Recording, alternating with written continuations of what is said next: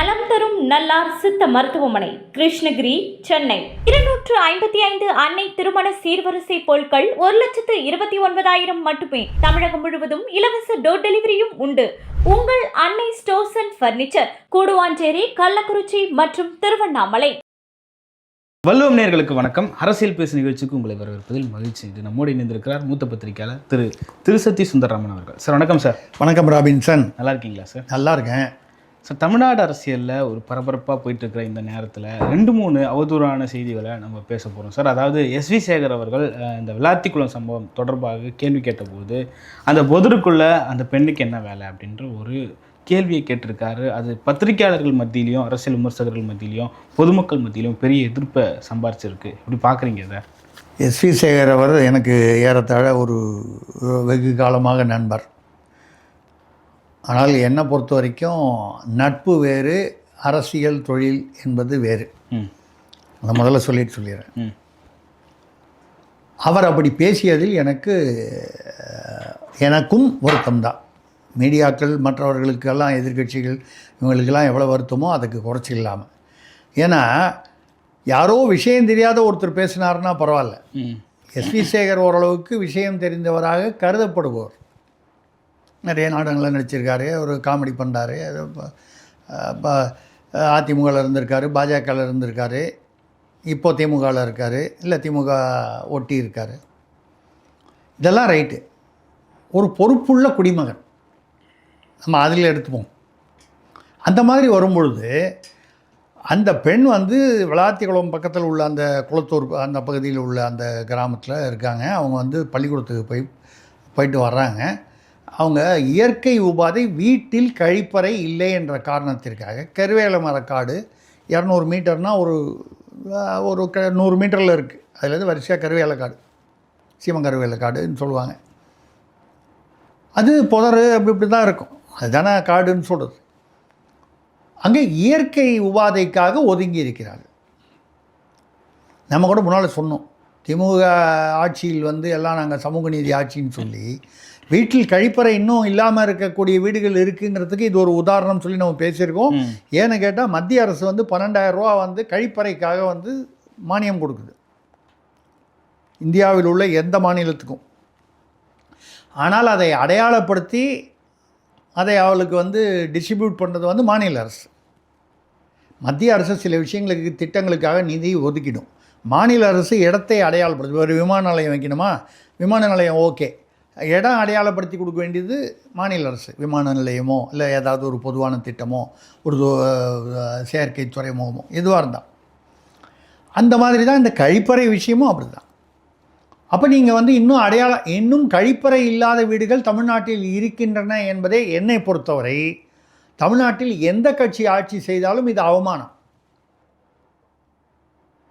நான் திமுகன்னு தனியாக சொல்லலை. இதுக்கு முன்னால் அதிமுக இருந்தது, அப்போவும் இங்கே கழிப்பறை இல்லைன்னா அப்போ இது தொடரும் அவமானம். சமூக நீதி என்று பேசுபவர்கள் பெண்களுக்கு கூட, ஏன்னா ஆண்களுக்கு அப்படின்னா இப்போ கழிப்பறை தேவையில்லையா அந்த அர்த்தத்தில் நான் சொல்லலை. இப்போ யதார்த்தத்தில் பார்த்தீங்கன்னா ஆம்பளைக்கு அர்ஜெண்ட்டாக வந்தது, வண்டி ஓட்டுறாரு, ஏதோ ஒன்று டாஸ்மாக் போயிட்டு வராரு, அர்ஜெண்ட்டாக சிறுநீர் உபாதை வந்ததுன்னா டப்புன்னு வண்டியிலேருந்து பைக்கை நிறுத்திட்டு கூட ஒரு ஓரமாக போயிடுறாங்க. அது தவறு. சுகாதார ரீதியில், ஒரு ஒழுக்க ரீதியில் தவறு. ஆனால் அதை செய்யக்கூடிய ஒரு இதில் இருக்காங்க. பெண்கள் அப்படி செய்ய முடியாது. எங்கள் ஊர் பக்கத்தில் எங்கள் அப்பா படித்த பள்ளிக்கூடம். அங்கே கேட்டாங்க, ஏதோ ஃபர்னிச்சர் வாங்கி தரணும். இது ஏதோ என்னுடைய பெருமைக்காக சொல்லலை. அப்போ அப்போ நான் இந்தோனேஷியாவில் இருந்தேன். என் மனைவி அனுப்பிச்சு, அது எங்கள் அப்பா படித்த பள்ளிக்கூடம் என்னென்னு கேளுமா, கிராமத்தில் ஏதாவது ஃபர்னிச்சர் ஏதாவது வேணுன்னா கொடுத்துடலாம். நான் 50,000 கேட்டாங்க.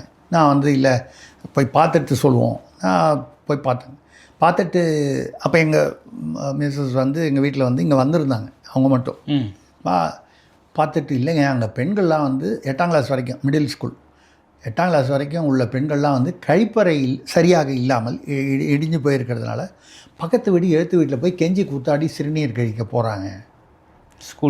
ஸ்கூலில் அரசு பள்ளி மேலேருந்து அந்த ஓடு டம்முன்னு கிளாஸ் நடக்கும்போது விழுது. நல்ல வேளை ஒரு குழந்தை தலையில் விழாமல் இருந்தது. இதெல்லாம் விட்டுட்டு ஃபர்னிச்சர் எதுக்கு? அப்படின்னு நியாயமான ஒரு கேள்வி கேட்டாங்க. நான் உடனே அந்த ஹெட்மாஸ்டரை கூப்பிட்டு ஃபுல்லாக வந்து கூரையெல்லாம் கம்ப்ளீட்டாக கான்க்ரீட் கட்டடமாக மாற்றுங்க.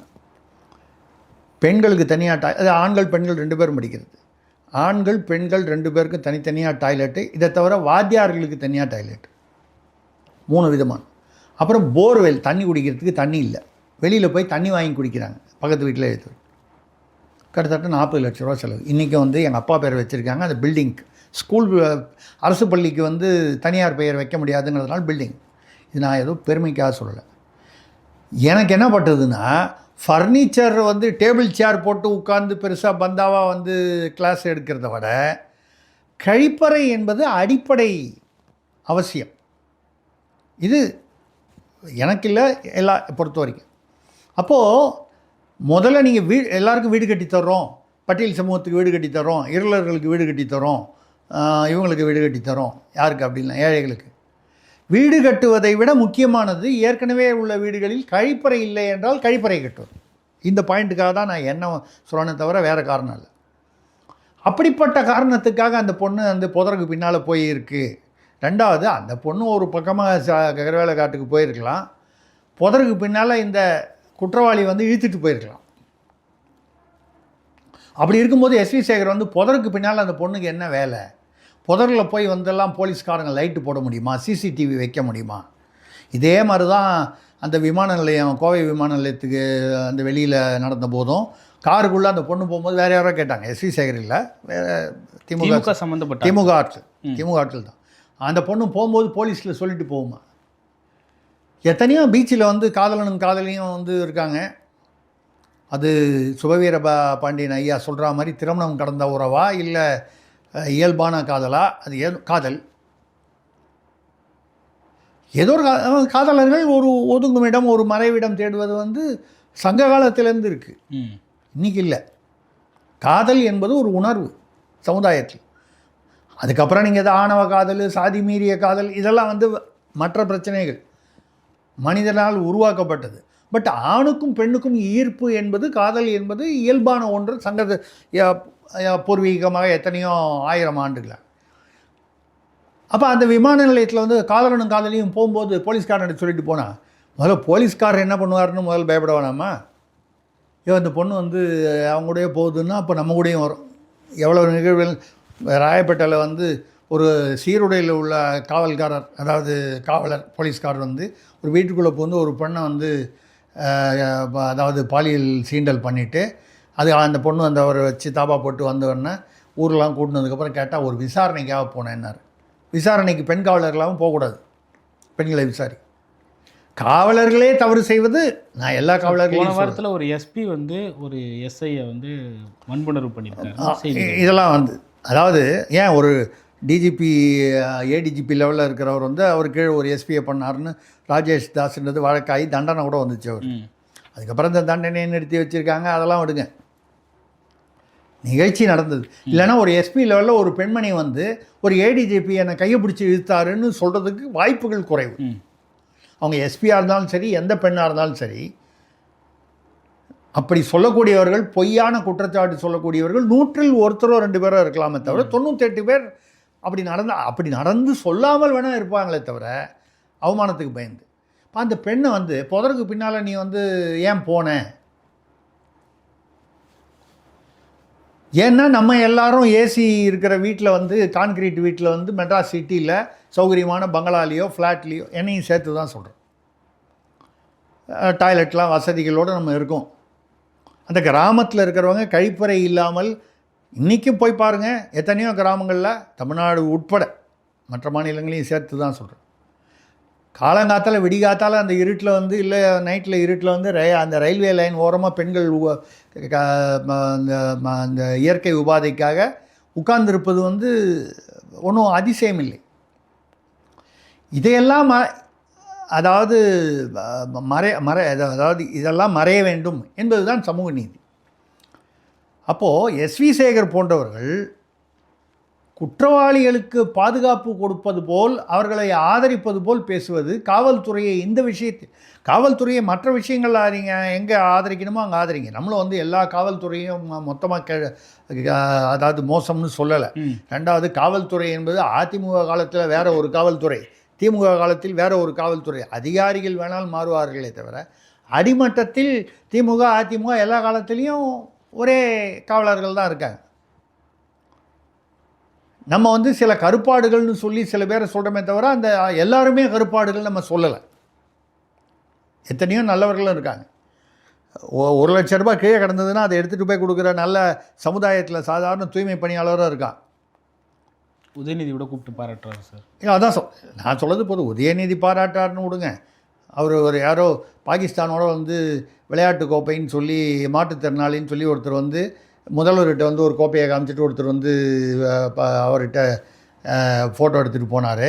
பின்னாலேயே துணை முதல்வர்கிட்ட போகும்போது அந்த கோப்பையே வேறு மாதிரி மாறிடுச்சு. ரெண்டுமே நம்ம புதுப்பேட்டையில் வாங்கின கோப்பை. அப்புறம் பார்த்தா இந்தியா பாகிஸ்தானுக்குள்ளே மாற்றுத்திறனாளிகள் கிரிக்கெட்டே அந்த மாதிரி நடைபெறவே இல்லை. டுபாகூர் இவங்களை சுற்றி இவ்வளவு பாதுகாப்பு விலையும் உளவுத்துறை ஐஎஸ்ஸு அப்படி இப்படின்னு இன்டெலிஜென்ஸும் தனித்தனியாக இருக்குது. முதல்வரோட செக்ரட்டரி ஐஏஎஸ்சில் எத்தனை செக்ரட்டரி, ஐஏஎஸ் இல்லாத எத்தனை செயலாளர்கள், ஒருத்தர் கூடவா வெரிஃபை பண்ணி பார்க்க மாட்டாங்க. ஒரு கூகுளில் போட்டு பார்த்தா கூட தெரியும் உதயநிதி பாராட்டினார். நீங்கள் என்னமோ பெரிய விஷயமா சொல்கிறீங்க. உதயநிதி யாரெல்லாம் பாராட்டுறாரு ஒன்றும் யாரும் விசாரிக்கிறதில்லை. யார் கூட்டு வந்து முன்னால் நிறுத்தினாலும் ஃபோட்டோவுக்காக வந்து பாராட்டுவாங்க. நான் அரசியல்வாதிகளே அந்த இதில் அதை விட்டுருங்க. ஓகே. எஸ்வி சேகர் போன்றவர்கள் இப்படி வந்து காவல்துறையை நீங்கள் திமுக ஆதரிங்க, அது உங்கள் இஷ்டம். திமுகலே போய் சேருங்க, அது உங்கள் இஷ்டம். அதில் ஒன்றும் அவங்களுடைய விருப்பம். அந்த விளாத்திக்குளம் பெண்ணுக்கு நடந்த அநீதியை நீங்கள் கண்டிக்க வேண்டும் சார். அதுவும் கிட்டத்தட்ட ஒரு 10 நாளைக்கு மேலே அவங்க வந்து பாடியை வாங்க மாட்டோம் அப்படின்னு சொல்லி போராட்டம் பண்ணிட்டு அங்கே ஒரு கொதிநிலையே இருக்குது. அந்த நேரத்தில் இப்படி பேசுறது ஒட்டுமொத்த தமிழ்நாட்டிலே ஒரு பெரிய கொதிநிலை இல்லைங்க. இது பெண்களுக்கு எதிரான ஒரு பேச்சாக கருதப்படும். பெண்களுக்கு எதிரான, அதாவது நீங்கள் அவங்க ஏன் புதருக்கு பின்னால் போகிறாங்க நான் கேட்குறேன். ஏன் போகக்கூடாது அப்படின்னா இந்த நாட்டில் வந்து பெண்கள் வந்து இரண்டாம் தரமாக வந்து சமூக குடிமகனில் ஆணுக்கும் பெண்ணுக்கும் ஆணும் பெண்ணும் சமம் என்று மகாகவி பாரதி போன்ற எத்தனையோ தமிழ்நாட்டில் புலவர்களும் தத்துவார்த்த இதுலேயும் வந்து பேசியிருக்காங்க. சமூக சீர்திருத்தவாதிகளும் முத்துலட்சுமி ரெட்டி போன்றவர்கள் ஆணும் பெண்ணும் சமம் என்பதில் பல விஷயங்கள். நீங்கள் அப்போ பெண்ணு வந்து புதருக்கு பின்னால் போச்சு, சரியா? அந்த பொண்ணு அந்த புதருக்கு பின்னால் போச்சு, சம்மந்தமில்லாத அந்த யாரோ அந்த குற்றவாளி தர்மமுனீஸ்வரனா அவர் ஏன் அந்த புதருக்கு பின்னால் போனார்னு அந்த கேள்வி கேட்கலையே அவர் எஸ்வி சேகர். முதன்மை கேள்வி அதுதான் இருந்திருக்கணும். அதானே வரணும். எங்கேயோ ஒரு காட்டில் வந்து அவர் வந்து ஒரு பெண்ணு தனியாக இருக்குன்னா அது புதருக்கு பின்னால் இருந்தான்னா முன்னால் இருந்தான்னு. ரெண்டாவது, இவர் பார்த்தாரா? புதருக்கு பின்னால் அந்த உடல் கிடந்தது, காயப்பட்ட உடல், வன்புணர்வான உடல். ஒரு காலில் அதுக்கு முன்னாலேயே கூட எங்கேயாவது வன்புணர்வு பண்ணி புதருக்கு பின்னால் மறைச்சி வச்சுட்டு போயிருக்கலாம். இதெல்லாம் நம்ம காவல்துறை அவங்க விசாரணையில் தெரிய வரும். நம்ம வந்து பேசக்கூடியது என்ன? பெண்களுக்கு கழிப்பறை இல்லைன்னால் கழிப்பறைக்கு அரசு, எந்த அரசோ, அது அதிமுக அரசோ திமுக அரசோ ஏற்பாடு பண்ணணும். ரெண்டாவது, காவல்துறை இன்னும் கவனமாக செயல்பட வேண்டும். இது வந்து கோவை விமானம் ஏன் அண்ணா பல்கலைக்கழகத்தில் நடந்தபோது அந்த பொண்ணு ஏன் அங்கே வந்துச்சு? இரவு நேரத்தில் அங்கே என்ன வேலை? இதில் அண்ணன் சேகர்பாபு சொல்கிறாரு, இரவு 12 மணி ஆனாலும் 12 மணிக்கு கூட நகைகளுடன் வந்து பெண்கள் போகிற அளவுக்கு சொல்கிறது பில்டப்புக்கு ஒரு எல்லை வேண்டாமா? சார் சென்னையிலலாம் போகிறாங்க சார், நகை போட்டு போகிறாங்க. நீங்கள் பார்த்தீங்க சார்? இல்லை சார், போகிறாங்க சார். 12 மணிக்கெலாம் பெண்கள் போகிறாங்க சார். போகிறாங்கங்க. அதுக்கு காரணம் வந்து அந்த பெண்கள்லாம் அப்படின்னா தவறானவர்களா? இல்லை அப்படி அது நைட்டு 10 மணிக்கு மேலே வெளியில் இருக்கிற பெண்கள் எல்லாருமே தவறானவர்கள் என்று அந்த அளவுக்கு சுதந்திரம் இருக்குது? இல்லைங்க, இல்லை சுதந்திரம்னு இல்லை. நீங்கள் அப்படி இல்லை, தவறான பாதையில் கொண்டு போகாதீங்க. இன்றைக்கு உள்ள காலகட்டத்தில் இப்போ ஐடியில் இருக்காங்க, நைட் ஷிஃப்ட் ஒர்க் பண்ணுறாங்க. ஒரு காலத்தில் வந்து பார்த்துருக்கீங்களா, ஈவேரா அவர்கள் அவர் தான் நம்ம சமூக சீர்திருத்த தந்தை என்று திமுகவினர் கொண்டாடுவார்கள். இவங்களே தான் அவரை கழுவி ஊற்றுனாங்க முரசொலியில் 1962 இந்த இதெல்லாம் நம்ம பத்திரமா வச்சுருக்கோம், அந்த முரசொலியெல்லாம். சரி, அதை விட்டுருங்க. அதாவது அதில் வந்த அந்த இதெல்லாம் வச்சு அவர் போகும்போது இப்போ கூட விமர்சனம் பண்ணுறாங்க. அது சரியான விமர்சனமாக இல்லையாங்கிறத தாண்டி அது ஒரு விமர்சனமாக உள்ளது. அவர் மட்டும் காலில் செருப்பு போட்டு போகிறாரு, அவருடைய மனைவி பின்னால் அவங்க வரும்போது செருப்பு இல்லாமல் நடந்து வராங்க வெயிலில். இதை இன்றைக்கும் விமர்சனம் செய்கிறார்கள். இது நடந்து எத்தனையோ ஆண்டுகளாகிறது. அது சரியான விமர்சனமாக இல்லையாங்கிறத தாண்டி விமர்சனம் செய்பவர்கள் எதுக்காக செய்கிறார்கள்? ஆணுக்கு பெண் இங்கே இளைப்பில்லை கான் என்று கும்மியடின்னு பாரதி பாடினான்னா அந்த மாதிரி ஆணும் பெண்ணும் சமம் அப்படிங்கிற ஒரு சமூக நீதிக்காக. அவ்வளோதானே? அப்போ பெண்கள் இன்றைக்கி வேலைக்கு போகிறாங்க. ஒரு 30 வருஷத்துக்கு முன்னால் பார்த்தீங்கன்னா உள்ளதை விட இப்போது அதிகமாக போகிறாங்க. 50 வருஷத்துக்கு முன்னால் இருந்ததை பார்த்தீங்கன்னா பெண்கள் வெறும் குடும்பத் தலைவிகளாக மட்டும் இருந்தவர்கள் இப்பொழுது எல்லா வேலையும் பைலட்டில் வராங்க, இராணுவத்தில் பெண்கள் இருக்காங்க, லெஃப்டினன்ட் ஜெனரல் வரைக்கும் உயர்ந்திருக்காங்க. காவல்துறையில் பார்த்தீங்கன்னா எத்தனை ஐஜிலாம் பெண்கள் முன்னால் இருந்தது 1-2 பேர் இருந்திருப்பாங்க, இப்போ அதிகமாக வராங்க. இப்போ எல்லா துறையிலும் பெண்கள் இப்போது பணியிலோ தொழிலிலோ அமர்கிறார்கள். இன்றைக்கி என்டர்ப்ரனர் அப்படின்னு சொல்லக்கூடிய அதாவது வியாபாரத்தில் தொழில் முனைவோர்கள் பெண்கள் எத்தனை பேர் இருக்காங்க?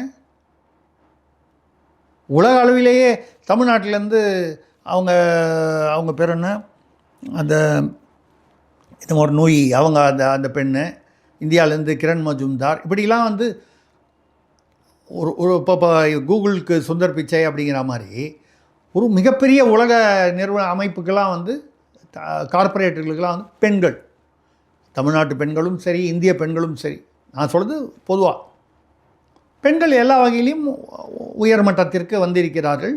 நடுமட்டத்திலும் இருக்கிறார்கள், அடிமட்டத்திலும் இருக்கிறார்கள். எங்கேயோ ஒரு வேலூர் பக்கத்தில் ஒரு நதி ஒன்று, நாக நதின்னு நினைக்கிறேன், சுமார் 40,000 கிராமத்து பெண்கள் சேர்ந்து, வெறும் பெண்கள் மட்டும், ஆண்களே இல்லாமல் 20 வருடமாக வறண்டு போயிருந்த அந்த நதியை சீர்படுத்தி தூர்வாரி சீர்படுத்தி நதியில் மறுபடியும் தண்ணி வரா மாதிரி பண்ணி விவசாயத்துக்கு ஏற்பாடு பண்ணியிருக்கேன். 40,000 பெண்கள், 4,000 பெண்களில் 400 இல்லை. நான் வேற ஒரு நிகழ்வில் பேசின போது யாரோ ஒருத்தர் கமெண்ட்டில் கூட பொய்யின்னு போட்டிருந்தார். அப்புறம் பார்த்தா இது கூகுள்லேயே செய்தியாக வந்திருக்கு. இங்கே தான் வடார்காடு. அப்போ 40,000 பெண்கள், ஒன்றும் இப்போ கிரேனுக்குன்னு அதெல்லாம் ஒன்றும் இல்லை, சாதாரண அந்த பாண்டு கல், இந்த அதாவது ஒரு அடித்தட்டு மக்கள் என்ன பயன்படுத்துவாங்களோ, இப்படி நான் சொல்கிறது என்னென்னா எல்லா தட்டுகளிலும், அடித்தட்டு, நடுத்தட்டு, மேல் தட்டு பெண்கள் இருக்காங்க. நீங்கள் ராத்திரி 10 மணிக்கு 11 மணிக்கு தான் நைட் டியூட்டி. ஒரு 30-40 வருஷத்துக்கு முன்னால் ஒரு பெண் ராத்திரி 10 மணிக்கு அப்புறம் வீட்டுக்கு ஏதோ ஒரு வேலை எங்கேயோ போயிட்டு திரும்பி வந்ததுன்னா அதை சந்தேகமாக பார்ப்பார்கள். அந்த பெண்ணின் ஒழுக்கத்தை வித்தியாசமாக பார்க்கும் ஒரு காலகட்டம் இருந்தது. இன்றைக்கி அவங்களும் தானே நான் இப்போ ஐடியில் இருக்காங்க, எல்லா துறையிலையும் இருக்காங்க. அப்போ நீங்கள் சரி, நீங்கள் வராங்க அப்படிங்கிறது சுதந்திரம் இல்லை, பத்திரமா வராங்களா அப்படிங்கிறது தான் சுதந்திரம். ஏன் கிராமத்தில் கழிப்பறை இல்லைன்னு சொல்லி அந்த ஒரு 100 மீட்டரோ 50 மீட்டரோ தள்ளி இருக்கிற ஒரு பெண்ணுக்கு இல்லை, விமான நிலையத்துக்கு பின்னால் போகிற பொண்ணுக்கு இல்லை, வீட்டுக்குள்ளே இருக்கிற 43 வயது பெண்மணிக்கு இல்லை, 60 வயது பெண்மணி மூதாட்டிக்கு இல்லை, 80 வயது மூதாட்டிக்கு இல்லை. 80 வயது மூதாட்டி காட்டில் போய் பழம் பறிக்க போகுது, அது பாலியல் வன்முறை செய்து கொலை பண்ணிடுறாங்க. சேகரபாபுக்கு அதெல்லாம் தெரியாதா? சேகரபாபுடைய மகள் இப்படி, சரி வேண்டாம், அது வேண்டாம், அது அந்த சப்ஜெக்டே வேண்டாம், விட்டுருக்கு. நான் சொல்வது என்னவென்றால், பெண்கள் சுதந்திரமாக போகிறேன் என்று யார் யார் எல்லாம் அப்படி மாறுதட்டுகிறார்களோ, அது திமுகவினரோ இல்லை யாராக இருந்தாலும் சரி, அவர்கள் வீட்டு பெண்கள், பொதுவாக சொல்கிறோம், யாரையும் குறிப்பிடாமல், யாரையும் புண்படுத்த நாம் விரும்பவில்லை, அவர்கள் வீட்டு பெண்கள் இரவில் சுதந்திரமாக போக முடிகிறதா? அப்படி போக முடியுதுன்னா இவங்க விஐபி, இவங்களுக்கு காவல்துறை பின்னால் இருக்குது, இல்லை ஏதோ ஒரு பின்புலம் இருக்குன்னு அப்படி வேணால் போக முடியுதே தவிர, நம்ம பேசுகிறது பாமர அடித்தட்டு மக்கள், நடுத்தர மக்கள். எஸ்வி சேகர் பேசியது என்னை பொறுத்தவரை கண்டிக்க வேண்டிய பேச்சு. அந்த பொண்ணுக்கு அந்த இதுக்கு பின்னால் என்ன வேலைன்றது அந்த மாதிரி பேச்சுகள் தவறான பேச்சுகள். இப்படிப்பட்ட பேச்சுகள் பொதுவாக அரசியலுக்காக பேசுகிறார்கள் என்பது தெளிவாக தெரிகிறது. இப்போ இவர் கூட பொன்ராஜ் அவர்கள் கூட அப்துல் கலாமின் செயலாளர், அவரும் எனக்கு நண்பர் தான், பழக்கமானவர் தான். இப்போ தொடர்பில் அவ்வளோவா இல்லைன்னா கூட ஒரு காலத்தில் தொடர்பில் இருந்தவர் தான். எதுக்கு சொல்கிறேன்னா, அவர் விஜய் கட்சியை பற்றி பேசும்போது பேசி விஜய் அவர்கள் தவேக தலைவர் விஜய் செங்கோட்டையனை கூப்பிட்டு போய் டிஜிபி அலுவலகத்தில் புகாரே கொடுத்துருக்காரு. அதாவது தவேகாவில் உள்ள சில அந்த பெண் தொண்டர்கள் அந்த அவருடைய விவாகரத்து அந்த விஷயம், அந்த சங்கீதா இவங்க விஜயுடைய மனைவி அவர்கள், அந்த விவகாரம் வெளியான போது ஒரு நடிகையுடன் அவருக்கு தொடர்பு இருக்கிறதெல்லாம் வெளியே வந்தது. அந்த சமயத்தில் சங்கீதாவுக்கு எதிராக உடனே சில பேர் கண்ணாமுன்னான்னு அவங்க ஒழுக்கத்தை பற்றிலாம் மோசமாக எழுத தவறான விஷயம். விஜயுடைய ஒழுக்கத்தை பற்றி தவறாக எழுதலாமான்னா எழுதலாமா கூடாதான்றதை அவரே மறுநாளைக்கு அந்த எந்த நடிகையோ அந்த நடிகையோடு ஒரு விழாவிற்கு போனார், திருமண விழாவிற்கு. ஆமாம் அப்படி தான். அது கூட நான் அவருடைய சுய விருப்பம். விவாகரத்து முடிந்தவுடன் யாரை வேணாலும் திருமணம் பண்ணிக்கலாம், அந்த நடிகையோ இல்லை வேறு யாரையோ கூட, அது அவருடைய விருப்பம், அவர்களுடைய ஒருத்தருக்கு ஒருத்தர். ஆனால் யாரோ ஒரு பொண்ணு ஆர்வ கோளாறில் நாங்கள் விஜய் அண்ணனுக்கு தளபதிக்கு நாங்கள் தங்கச்சியாக இருப்போம், வேணுன்னா பொண்டாட்டியாக கூட இருப்போம். என்னை பொறுத்த வரைக்கும் அது அதை அர்த்தத்தோடு அது சொல்லியிருக்குமா, அர்த்தம் புரிஞ்சு சொல்லியிருக்குமா, ஒரு ஆர்வ கோளாறில் உணர்ச்சி வசப்பட்டு ஏதாவது நம்ம அந்த பேசுனா அது பப்ளிசிட்டி ஆகும் அப்படின்ற ஒரு ஆர்வ கோளாறில் வந்ததாக தான் இருக்கணுமே தவிர, அந்த பெண்ணும் விசாரித்ததில் திருமணமான பெண், குழந்தை இருக்குது, கணவரெலாம் இருக்குது. நம்மளே கூட பேசியிருக்கோம், அந்த குடும்பத்திற்கு இது எப்படிப்பட்ட ஒரு ஒரு ஒரு ஒரு சங்கடமான ஒரு சூழ்நிலையாக இருக்கும். ஆனால் அதற்காக பொன்ராஜ் அவர்கள் என்ன சொல்லிட்டாரு, விஜயுடைய ரசிகைகள், அதாவது பெண் தொண்டர்கள் இதெல்லாம் ஒரு விபச்சார கூட்டம்னு பேசிட்டார். விபச்சாரிகள் நிறைந்த கூட்டம், அதான் விபச்சாரிகள் நிறைந்த கூட்டம். அதெல்லாம் என்ன பெரிய வித்தியாசம். நான் நாங்கள் பொண்டாட்டியாக கூட இருப்போம்னு சொன்ன அந்த பெண்ணை கூட நான் அந்த வார்த்தையை நான் பயன்படுத்த விரும்பவில்லை. ஓகே, அந்த பெண் ஆர்வ கோளாறினால் தவறாக அர்த்தம் புரியாமல் பேசினார். அப்படி பேசுவது தவறு, தவறான ஒரு கலாச்சார பாதையை அது அடையாளம் காட்டுகிறது. புரிந்தோ புரியாமலோ அவர்கள் பேசியிருக்கிறார்கள், அப்படி பேசக்கூடாது என்பது நானும் சொல்கிறேன். ஆனால் அதுக்காக அந்த பெண்ணை நம்ம விபச்சாரின்னு சொல்லிடுறதா? அந்த விஜயுடைய ரசிகைகள் அல்லது பெண் தொண்டர்கள் அவர்கள் அனைவருமே விபச்சார கூட்டம் என்றோ விபச்சாரிகள் நிறைந்த கூட்டம் என்றோ சொல்வது எவ்வளவு ஒரு தவறான விஷயம்.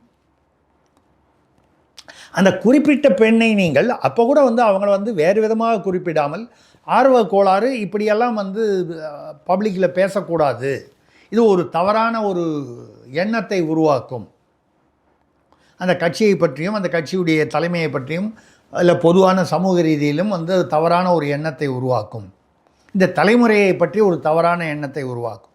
அந்த பொண்ணு அதோடைய அர்த்தத்தை அந்த நேரத்தில் பேசிட்டு அதுக்கப்புறம் கூட வருத்தப்பட்டிருக்கலாம். அப்போது பொன்ராஜ் அவர்கள் அவர் திமுகவுக்கு ஆதரவாக இருப்பது ஒரு காலத்தில் அவர் எனக்கு தெரியும் ஜெயலலிதா அவர்கள் முதல்வராக இருக்கும் பொழுது கலாம் 23 என்னமோ ஒரு விஷன் ஒரு புக் எடுத்துகிட்டு வந்தார். அப்போது அவருக்கு மறந்து இருக்கலாம், எனக்கு மறக்கவில்லை. ஜெயலலிதா அவர்கள் முதல்வர் ஜெயலலிதா அவர்களிடம் அவருடைய உதவியாளர் மூலமாக அவருக்கு அப்பாயின்மெண்ட் ஃபிக்ஸ் பண்ணி கொடுத்ததே நான் தான். இன்றைக்கி அவர் அது ஞாபகம் வச்சுருக்காரா இல்லை இல்லைன்னு சொல்லுவாரான்னு எனக்கு தெரியாது. அப்பாயின்மெண்ட் நான் தான் ஃபிக்ஸ் பண்ணி கொடுத்தேன். ஜெயலலிதா அவர்களிடம் அப்துல் கலாமுடைய செயலாளர் என்ற முறையில் போய் அதை கொடுத்துட்டு அவங்க அமைச்சர்களுக்கெல்லாம் நீங்கள் ஒரு இதை விளக்குங்க அப்படின்னு சொல்லி 3/4 மணி நேரம் அமைச்சர்களிடம் விளக்க சொல்லி இதெல்லாம் நடந்தது. போகும்போது எல்லாம் என் ஆஃபீஸுக்கு பார்த்துட்டு பேசிட்டு போய் எல்லாம் கேட்டார். நான் தான் அப்பாயின்மெண்ட் ஃபிக்ஸ் பண்ணி கொடுத்தேன். அப்புறம் போயிட்டு நன்றி கூட சொல்லலை, அது விட்டுருங்க. நம்ம என்றைக்குமே எதிர்பார்ப்பு இல்லாமல் உதவி செய்வது தான் உதவி. எதிர்பார்ப்புடன் செய்வதற்கு பெயர் உதவியோ தானமோ தர்மமோ இல்லை. அந்த வகையில் நான் வந்து அதை தப்பாக எடுத்துக்கல. ரெண்டாவது பிஸியாக இருந்திருப்பார், அதை நம்ம தப்பாக எடுத்துக்க வேண்டாமே. ஒன்ஸ் அங்கே போயிட்டார், ஒரு லைம் லைட்டுக்கு வந்தோடனே பிஸியாக இருப்பார், நம்ம அப்படி எடுத்துடணும், பாசிட்டிவாகவே எடுத்துப்போம். அவர் வந்து ஏதோ வந்து திமுகவாக பேசுவதாக நினைத்து கொண்டு இப்போ நம்ம கூட விஜயுடைய அரசியலில் நமக்கு வந்து 100 விமர்சனங்கள் இருக்குள்ளாங்க. விஜய் செய்யும் அரசியல் இது தவறான பாதை, இன்னும் கட்டமைப்பை சரி செய்ய வேண்டும், நிர்வாகம் சரி செய்யப்பட வேண்டும், இதான சொல்கிறோம். பவர் ஸ்டார் சீனிவாசன் ஜோக் அடிக்கிறார், அண்ணா வளர்ச்சி கழகம்னு ஒன்று ஆரம்பிக்கிறேன், போட்டியே வந்து டிவிக்கே வர்சஸ் ஏவிக்கே தான். பவர் ஸ்டார் சீனிவாசன் இந்த மாதிரி தான் தடாலடியாக ஏதாவது ஒன்று தமாஷுக்காக பேசுவார், அதை ரசிப்பவர்களும் இருக்கிறார்கள். நம்ம ஒன்றும் அது தவறுன்னு சொல்ல, அதை நம்மளும் சேர்ந்து அந்த ஜோக்கை ரசிச்சுட்டு போகிறோம். அப்போ எல்லாருக்கும் வந்து கட்சி ஆரம்பிப்பதற்கான, இப்போ புகழேந்தி அவர்கள் ஆரம்பிச்சிருக்காங்க, சசிகலா தனியாக ஒரு கட்சி ஆரம்பிச்சிருக்காங்க, ராமதாஸ் ஐயா வந்து ஐயா பாமக அப்படின்னு ஆரம்பிக்கிறார், ஐயா பாசறை மக்கள் கட்சின்னு ஆரம்பிக்கிறாருன்னு சொல்கிறாங்க. நீ நிறைய புது புது கட்சிகள் இந்த தேர்தலுக்காக இப்போவே ஒட்டியே வந்திருக்கின்றன. எல்லாருக்கும் கட்சி ஆரம்பிக்க உரிமை இருக்குது. பொன்ராஜ் அவர்களே அப்துல் கலாம் பெயரில் கட்சி ஆரம்பித்து அப்துல் கலாமுடைய சகோதரர் வந்து அதை வந்து ஆட்சேபனை தெரிவித்ததனால் அந்த கட்சியிலிருந்து அந்த பெயரை எடுத்தார், அப்புறம் கட்சியே மூடிட்டார். எல்லாருக்கும் இருக்கா மாதிரி அவருக்கும் உரிமை இருந்தது. ஆனால் அப்துல் கலாம் பெயரை பயன்படுத்துவதற்கு உரிமை அந்த குடும்பத்து சம்மதம் இல்லைன்றதுனால அது விளக்க வேண்டி வந்தது. என்ன சொல்கிறான்னா, நம்ம இப்படி வந்து யார் வேணாலும் எந்த கட்சிக்கு ஆதரவாகவோ அந்த கட்சியே போய் சேரலாம். ஆனால் அதற்காக பெண்களை மோசமாக இப்போது ஆராசா கூட இப்படி தான் பேசினார்.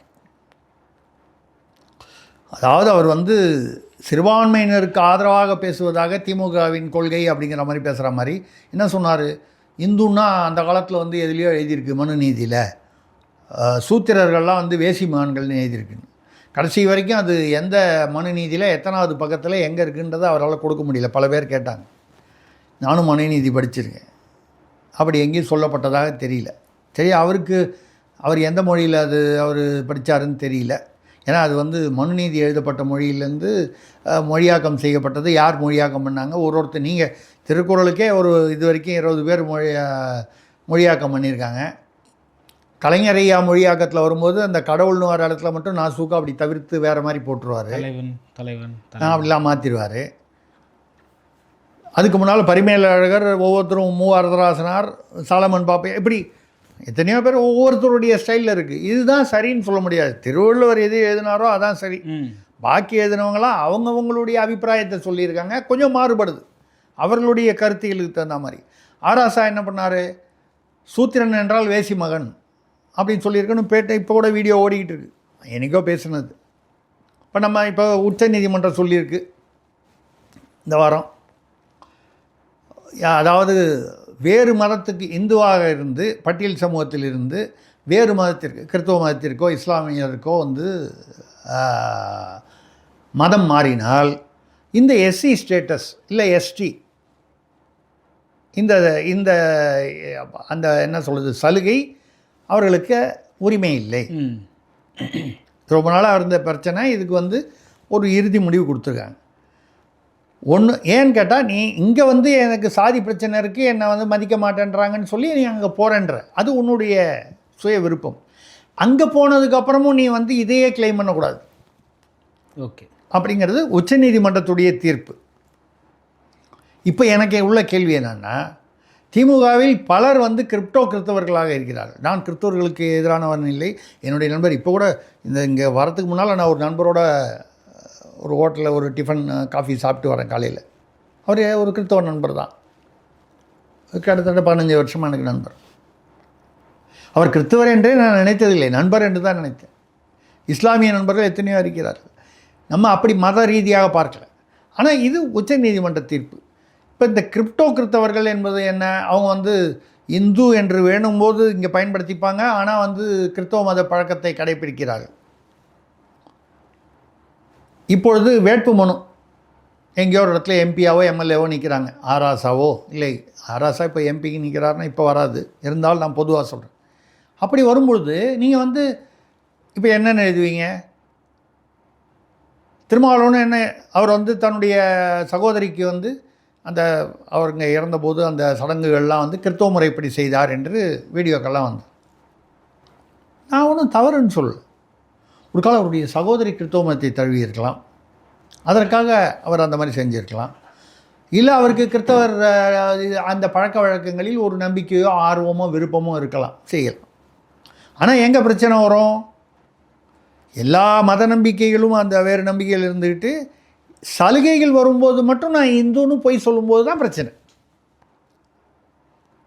எனக்கு விமர்சனம் வந்து கிறிஸ்தவர்களாக மாறுபவர்களோ கிறிஸ்தவ பழக்க வழக்கங்களோ வேறு மத பழக்க வழக்கங்களோ உள்ளவர்களை பற்றி இல்லை. ரம்ஜானுக்காக நோன்பு திறப்பவர்களை பற்றி நமக்கு ஒன்றும் பிரச்சனை இல்லை. ஆனால் ரம்ஜான் அன்னைக்கு மட்டும் சாயந்தரம் ஒரு குழாயை போட்டுக்கிட்டு அங்கே போய் நடிக்கிறாங்களே, இவங்களை பற்றி தான் நமக்கு பிரச்சனை. அரசியலுக்காகவும் ஓட்டுக்காகவும் நடிப்பவர்களை பற்றி தான் நமக்கு பிரச்சனை. அந்த வகையில் இப்போ வந்து இந்து = சூத்திரன் = வேசி மகன் என்று ஆராசா பேசினாரே, இன்று வேட்புமனு ஒரு தாக்கல் செய்ய வேண்டிய அவர் ஒரு கால் எம்எல்ஏக்கு நிற்கிறாருன்னு நிற்க மாட்டார், அவர் எம்பி, அதனால் நிற்க வேண்டிய அவசியம் இல்லை. சொல்ல முடியாது. கனிமொழி அவர்கள் வந்து இப்போவும் சொல்கிறாங்க எம்எல்ஏக்கு நிற்க போகிறாங்கன்னு. இது வரைக்கும் ஒன்றும் அதிகாரபூர்வமான செய்தி இல்லை. அப்போ இந்து என்று நீங்கள் சொல்லும்பொழுது இந்து = சூத்திரன் = பேசி மகன் நீங்கள் பேசியதை யாராவது இது வந்து விமர்சனம் செய்வார்களா இல்லையா? அந்த விமர்சனம் சரி என்று நான் சொல்லவில்லை. நீங்கள் வேறு எதையோ மனசில் வச்சுக்கிட்டு நீங்கள் யாரையோ தாக்குவதாக நினைத்து பேசுவது உங்களையே தாக்கக்கூடும். அந்த வகையில் மத ரீதியாக சாதி ரீதியாக விட்டுவிட்டு நம்ம பெண்களுக்கு பாதுகாப்பு தமிழ்நாட்டில் இருக்கிறதா என்றால் இல்லை என்பது எல்லாரும் தெரிஞ்சது. ஓகே, சேகர்பாபு வந்து நைட்டில் நகை போட்டுவிட்டு போகிறாருன்னு சொல்லிட்டு சேகர்பாபுவை நம்பி போடுறவங்களாம் யாராவது போய் நாளைக்கு அவங்களுக்கு ஏதாவது ஒன்று ஆச்சுன்னா சேகர்பாபுவை பொறுப்பு எடுத்துக்க போகிறாரு. சார், இந்த பொன்ராஜ் விஷயத்தில் ஒரு கேள்வி மட்டும் என்ன வருதுன்னா, நிறைய பேர் தாவேக்கா வந்ததுக்கப்புறமா ஒரு ஆதங்கத்தின் வெளிப்பாடாக அங்கே இருக்கக்கூடிய இளைஞர்களை தற்குறிகள்னு சொல்லி பேசுகிறத நம்ம பார்த்துருக்கோம். அதே போல் இப்போ அவர் ஒரு ஆதங்கத்தின் வெளிப்பாடாக இதை சொல்லிட்டாரு அப்படின்னு எடுத்துக்கலாமா? இல்லைங்க, ஏன்னா அந்த பெண் வந்து ஒரு ஆர்வத்தின் வெளிப்பாடில் அப்படி சொன்னாங்கன்னா இவர் ஒரு ஆதங்கத்தின் வெளிப்பாடில் சொன்னார்னு எடுத்துக்கலாம். இல்லைங்க, ஒரு தற்குறி அப்படின்னா என்ன? இந்த வார்த்தை எல்லாரும் பயன்படுத்துகிறாங்க. நீங்கள் வர்ற யூடியூப் விருந்தினர்கள்ட்ட இல்லை பேச்சாளர்கள்ட்ட அரசியல்வாதிகிட்ட கேளுங்க, முக்கால்வாசி பேருக்கு அதுக்கு அர்த்தம் தெரியாது. நான் என்னமோ புத்திசாலி, மற்றவெல்லாம் முட்டாள்னு நினச்சிட்டு சொல்லலை. ஏனென்றால் நான் தமிழ் இலக்கியத்திலும் ஓரளவு இலக்கணத்திலும் வந்து பயிற்சி பெற்றவன். 12 தமிழ் புத்தகங்கள் நானே எழுதி வெளியிட்டிருக்கேன். அதில் 3 கவிதை புத்தகங்கள். எனக்கு ஓரளவு தமிழ் தெரியும். நான் ஒன்றும் பெரிய தமிழ் பண்டிதர்னு சொல்லுவேன். தற்குறி என்றால் அதாவது கற்று அறியாதவன். அப்படி நீங்கள் ஒரு கரெக்டாக சொல்லணுன்னா ஓரளவுக்கு அதை சமானப்படுத்தி சொல்லணுன்னா கற்றல் குறைவாக இருப்பவன். கற்றல்னால் புரிதல். கற்றல்னால் நீங்கள் வந்து ஸ்கூலில் போய் MBA படித்தவன் தான் கற்றல், அப்படி இல்லை. காமன் சென்ஸ் இல்லை. இப்படி சொன்னால் புரியுமே. நான் ஈவேரா வழியாகவே போகிறேன். அவர் தான் வேலைக்காரிகிட்ட கூட ஆங்கிலத்தில் பேசணும்னு சொல்லியிருக்காருல்ல. ஸோ அதனால் வந்து ஒரு பெரிய ஊடகவியலாளர், பிரபலமான ஊடகவியலாளர் ராபின்சனோட பேசும்போது ஆங்கிலத்தில் பேசக்கூடாதா? அப்படி இருக்கும்போது இல்லை என்ன சொல்லணும், காமன் சென்ஸு குறைவாக இருக்கிறது. இயல்பான அறிவு கம்மியாக இருக்குது. பொது அறிவு கூட இல்லை, இயல்பான அறிவு. அதை தற்குறின்னு சொல்லுவாங்க. இது அடிக்கடி இப்போது விஜயுடைய கட்சியினரை பார்த்து சொல்கிறார்கள். என்னவென்றால் அவர்கள், அதாவது என்ன அர்த்தம்னா, அவர்கள் என்ன செய்கிறார்கள் என்பதை எண்ணி பார்க்காமல் செய்கிறார்கள். அதோடைய விளைவுகள் என்று நினைத்து பார்க்காமல், இந்த பேரிகேடை பிடிச்சி தள்ளிட்டு உள்ளே ஏறி குதிக்கிறோன்னா இது வந்து ஒரு பொது சொத்து, இதை பண்ணக்கூடாது. இது பொது அறிவு, இயல்பான அறிவு. இது அவர்களுக்கு இல்லை என்று சொல்வதை விட குறைவாக இருக்கிறது என்று கொஞ்சம் கௌரவமாக கண்ணியமாக சொல்லலாம். இல்லை ஆர்வ கோளாறினால் எப்படி நடந்து கொள்கிறார்கள். இப்போ நம்ம கூட என்ன சொன்னோம், அந்த பெண், குறிப்பிட்ட பெண் வந்து பொண்டாட்டியாக கூட இருக்கேன்னு சொன்னது வந்து ஆர்வ கோளாறு. அதை விட்டு அந்த பெண் வந்து வேறு விதமாக அதை விபச்சாரி என்றோ இல்லை வேறு மாதிரி ஒரு வார்த்தைகளை பயன்படுத்துவது என்பதோ தவறு. அப்போ நீங்கள் தற்குறி என்று சொல்வது, இவர்கள் வந்து தன்னை அறியாதவர்கள். தன்னை அறியாதவர்கள் என்றால் அந்த சுய சிந்தனை சுய எண்ணம் எதுவும் சரியாக இல்லைன்னு அர்த்தம். ஓகே. அது என்னை பொறுத்த வரைக்கும் அதுக்கும் ஆர்வ கோளாறுக்கும் ஒரு பெரிய வித்தியாசம் இல்லை. வார்த்தைகளில் தான் வித்தியாசமே தவிர கருத்தில் வந்து ஒன்று தான். அது அப்படி தான் இருக்குங்கிறது உண்மை. நீங்கள் வந்து அதை தற்கொலைன்னு சொல்கிறது கூட வழக்கமாக இப்போ நிறைய பேர் பயன்படுத்திட்டாங்க. திமுக மட்டும் இல்லாமல் எல்லாருமே பயன்படுத்துகிறார்கள். ஆனால் விபச்சாரி என்கிற வார்த்தை ரொம்பவும் அதான் சார் அவர் குறிப்பிட்டு சொல்கிறாரு, லிட்ரஸி ரேட் அதிகமாக இருக்கிற ஒரு மாநிலம், தமிழர்கள் எப்படியெல்லாம் இருந்தாங்க, சமுதாயம் எப்படி இருந்தது, பெண்கள் எப்படி இருந்தாங்க, இப்போ எப்படி மாறி இருக்குது அப்படின்ற ஒரு ஆதங்கத்தின் வெளிப்பாடாக நம்ம எடுத்துக்க வேணாவா? ஆதங்கத்தின் வெளிப்பாட்டில் வந்து ஒரு கட்டுப்பாடு, ஒரு இது இருக்கணும்ல. ஓகே. தமிழ்நாட்டின் கலாச்சாரம் இப்படி ஒரு மோசமான பாதையை நோக்கி செல்கிறது என்று எனக்கு வேதனை என்று பொன்ராஜ் சொல்லியிருந்தால் அது சரி. அவருடன் நானும் அதை ஏற்றுக்கொண்டு ஏந்து போவேன். தமிழ்நாட்டின் இளைய தலைமுறை வந்து இப்படி வந்து ஒரு ஒரு தவறான பாதையை வந்து செல்கிறார்கள் என்று சொன்னால் அது சரி. ஆனால் அதற்காக விபச்சாரி என்ற வார்த்தையை அவர் பயன்படுத்தியது தான் அங்கே பிரச்சனை. ஓகே. நீங்கள் சொல்ல வரும் கருத்து அப்படிங்கிறது ஒன்று, அந்த கருத்தை சொல்ல வரும்பொழுது அது என்ன வார்த்தை பயன்படுத்துகிறீர்கள். ஓகே. இப்போது தவறாக நினச்சிக்காதீங்க, கோச்சிக்காதீங்க. உங்களை பார்த்து முட்டாள் என்று நான் சொன்னால் அது வந்து இழிவுபடுத்துவது. இன்னும் கொஞ்சம் அறிவார்ந்து நீங்கள் சிந்தித்திருக்கலாம் அப்படின்னு சொன்னால் ரெண்டுத்துக்கும் ஒரே அர்த்தம்தான். ஓகே. இன்னும் கொஞ்சம் அறிவார்ந்து சிந்தித்திருக்கலாம் அப்படின்னு சொல்கிறது கண்ணியம். அதே அர்த்தத்தில் உங்களையும் இல்லை, என்னை பார்த்து இன்னொரு சொல்வது அப்படி கூட வச்சுப்போம், என்னையும் சேர்த்தான். முட்டாள் என்று சொன்னால் இன்னும் தமிழில் வந்து இன்னும் மோசமான வார்த்தைகள்லாம் இருக்குது. கேனை அப்படின்னு சொல்லி பின்னால் வேறு ஏதாவது சேர்ப்பான். ஓகே. காவண்ணால் ஆரம்பித்து எங்கெல்லாமோ போயிடுவான். காவண்ணான்னு எங்கேயோ போயிட்டே இருப்பான். அப்போ அது சரியா? ரெண்டும் ஒன்று தானே அர்த்தம். அப்படின்னா அந்த கருத்து கூட ஒருவரை விமர்சன கருத்து கூட கௌரவமாக கண்ணியமாக இருக்க வேண்டும் என்பது தான் நம்ம சொல்கிறோம். தடித்த வார்த்தைகளை பயன்படுத்த அது விபச்சாரி என்பது அதுவும் பெண்களுக்கு சொல்லும்போது, ஒரு ஆணை பார்த்து நீங்கள் விபச்சாரம் என்று சிரிச்சிட்டு போயிடுவான். ஒரு பெண்ணை விபச்சாரி என்று சொல்லும்போது அது வந்து அவர்களே அவள் குடும்பத்தை ஒரு அந்த இதை வந்து பாதிக்கக்கூடிய.